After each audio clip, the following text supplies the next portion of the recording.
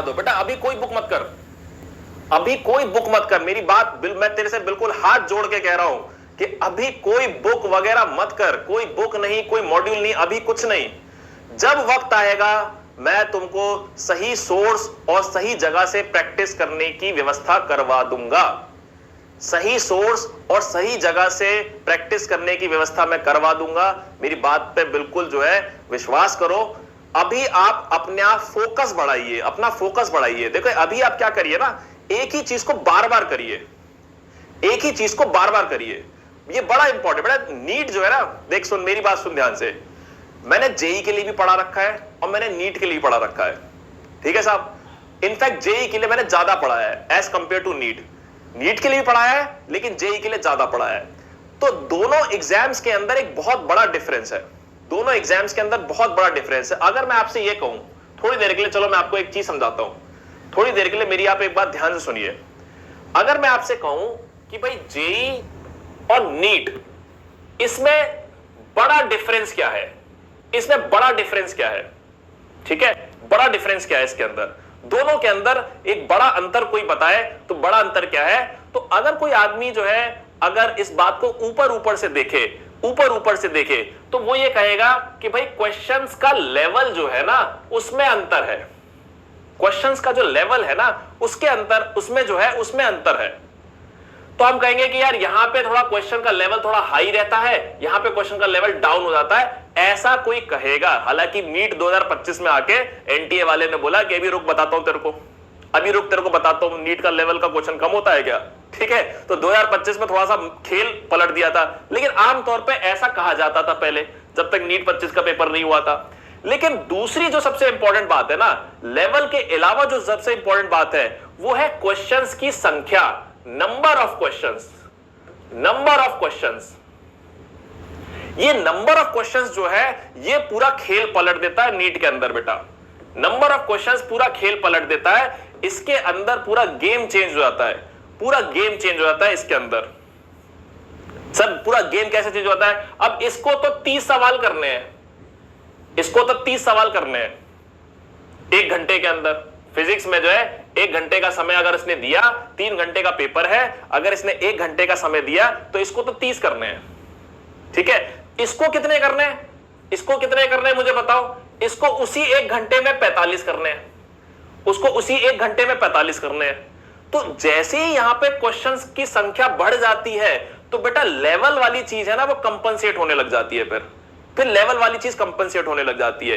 यानी कि नीट के अंदर जो सबसे इंपॉर्टेंट चीज है जिस पर आपको हमेशा से काम करना है, शुरू से ही काम करना है जिसके ऊपर, वो ये है कि स्पीड बहुत मैटर करती है, स्पीड बहुत मैटर करती है बेटा। यहां पर speed is very important, very important. यहां पे स्पीड, यहां पर देखिए बात कुछ ऐसी है, इसके अंदर तो बात कुछ ऐसी है कि एक तो बात ऐसी है यहां पर कि क्वेश्चंस कम है, क्वेश्चंस कम है, और दूसरी बात बच्चों यहां पे कम क्वेश्चंस करने पर भी सिलेक्शन हो जाता है, कम क्वेश्चंस करने पर भी सिलेक्शन हो जाता है। आप नीट वाले व्यक्ति हो, शायद आपको नहीं पता होगा बेटा, जेई एडवांस का जो पेपर होता है, जेई एडवांस का जो पेपर होता है, अगर किसी ने 40% भी सॉल्व कर दिया तो बेटा आईआईटी उसको बुला लेती है कि आ जाओ बेटा तुमको सीट दे देते हैं। 40% पेपर सॉल्व कर दिए तुम, जेई एडवांस के अंदर 40% पेपर कोई सॉल्व कर देता है तो उसको जो है निमंत्रण मिल जाता है, उसको जो है जेई की तरफ से लेटर चला जाता है कि भैया काउंसलिंग में आइए तुमको सीट देते हैं।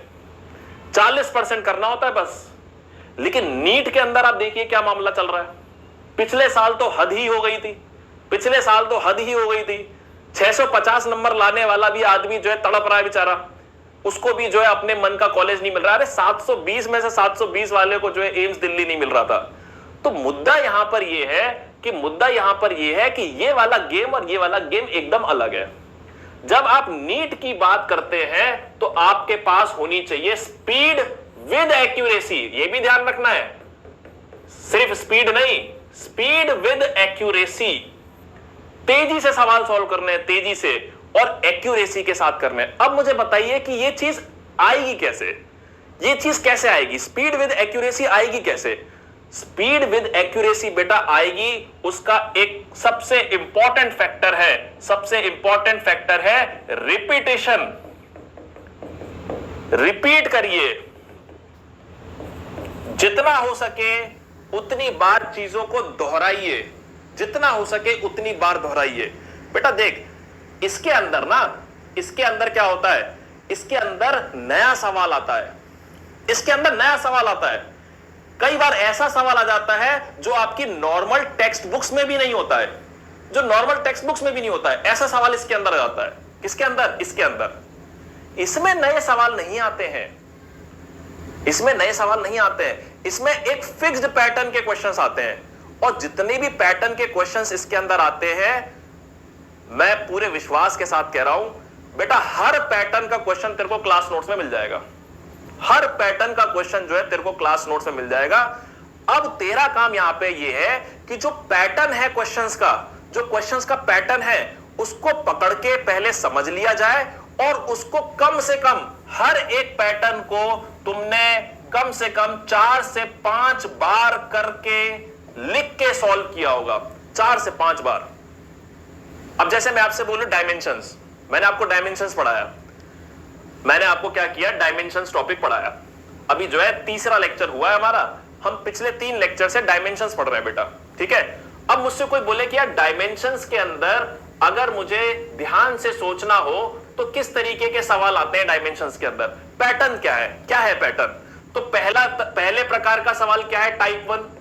डायमेंशंस के अंदर टाइप 1 क्या है, तो डायमेंशन की टाइप 1 है कि डायमेंशनल फॉर्मूला पूछेगा आपसे, कोई क्वांटिटी दे देगा, कोई क्वांटिटी दे देगा और उसका डायमेंशनल फॉर्मूला आपसे बैठा के पूछेगा कि भाई देख, विस्कोसिटी का ये विस्कोसिटी का डायमेंशन बता दे, कंडक्टिविटी का डायमेंशन बता दे, सरफेस टेंशन का डायमेंशन बता दे, ठीक है। पहले टाइप का क्वेश्चन ये आता है डायमेंशंस के अंदर। फिर डायमेंशन का दूसरा टाइप का क्वेश्चन क्या आता है मुझे बताओ, डायमेंशन का दूसरे टाइप का क्वेश्चन क्या आता है मुझे ये बताओ। जो मैंने नोट्स पढ़ाए हैं थोड़ा दिमाग पर जोर डालिए, नीट के सवालों के पैटर्न को ना पकड़ने की कोशिश करिए, बहुत कठिन नहीं है, बहुत सरल है। एग्जाम क्रैक करना बेटा अपने आप में कला है, ध्यान से सुनना मेरी बात को। इसके अंदर बहुत ज्यादा ऐसा नहीं है कि बहुत हाई नॉलेज चाहिए, बहुत हाई नॉलेज से ही काम बनेगा। हाई नॉलेज वाले काम तो अलग कर रहे हैं, दुनिया अलग है। फिजिक्स के अंदर रिसर्च करने वाले लोग, फिजिक्स के अंदर बड़े बड़े काम करने वाले लोग, वो दुनिया तो अलग है। आपको तो नीट का एग्जाम क्रैक करना है ना, तो उसके अंदर पैटर्न पकड़िए, पैटर्न पकड़िए क्या है।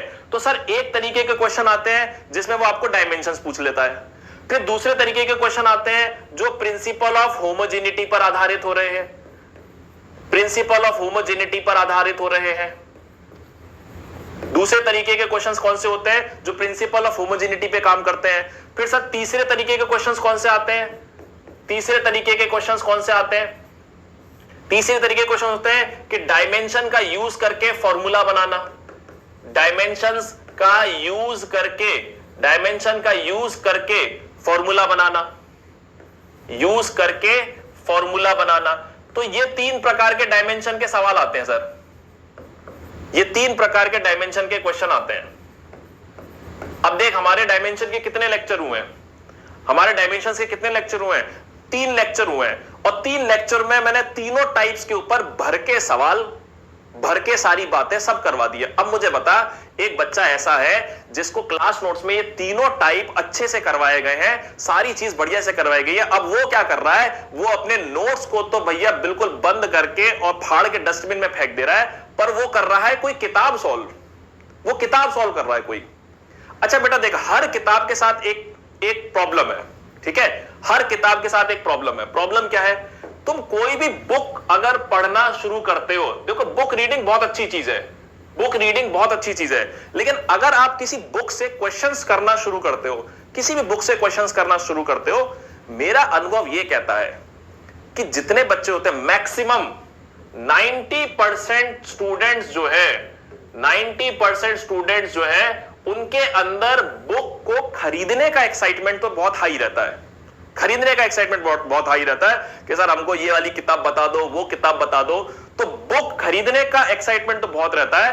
और ऐसी बात नहीं है, वो बुक को सॉल्व भी करने की कोशिश करते हैं, ठीक है। मैं ये नहीं कहूंगा कि सिर्फ एक्साइटमेंट में बुक खरीद के ले आते हैं, नहीं साहब, बुक खरीद के लाते हैं और सॉल्व भी करते हैं। लेकिन होता यह है बेटा, कोई भी बुक जो होती है ना, उस बुक के अंदर शुरुआत के 5-10 सवाल, स्टार्टिंग के स्टार्टिंग के 5 से 10 क्वेश्चंस वेरी इजी होते हैं, वेरी वेरी इजी होते हैं, वेरी वेरी इजी होते हैं।